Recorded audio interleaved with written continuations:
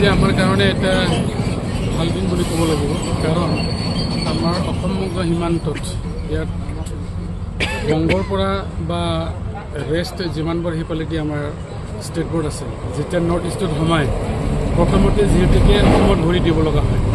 এতিয়া ইয়াত তেনেকুৱা ধৰণৰ অল গেট নাছিলে বৰ্ডাৰ। আজি আমি এইটো কৰিবলৈ সক্ষম হৈছোঁ।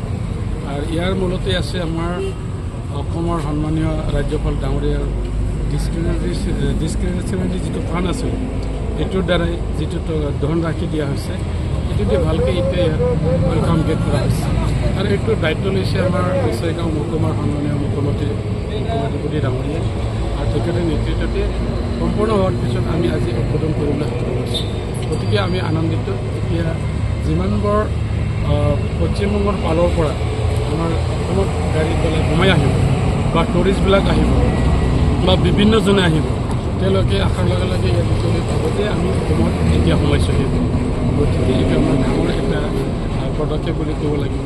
আৰু অনাগত দিনত ইয়াত বহুতো কৰিবলৈ বাকী আছে। আমাৰ সন্মানীয় বিচাৰৰ চিফ ডাঙৰীয়াই ইয়াত মানে আমাৰ বিজনেছ হাব হিচাপে গঢ় দিবৰ কাৰণে বহুতো প্ৰয়াস চলাই আছে। আৰু তাত হেল্প কৰিব আমাৰ অসমৰ সন্মানীয় মুখ্যমন্ত্ৰী ডক্টৰ হিমন্ত বিশ্ব শৰ্মা দেৱে। গতিকে শ্ৰীৰামপুৰটো বা আমাৰ এই যিটো গেট চিমলতাপুৰ, এইটো আগৰ নিচিনা তেনেকৈ ঠাই হৈ নাথাকিব। এইটো ভাল এটা বিজনেছৰ প্লেচ হৈ যাব। আৰু আমাৰ সৰু সুৰা বিজনেছ যিসকলে কৰে সিহঁতে তাত কৰিবৰ কাৰণে সুযোগ পাই যাব।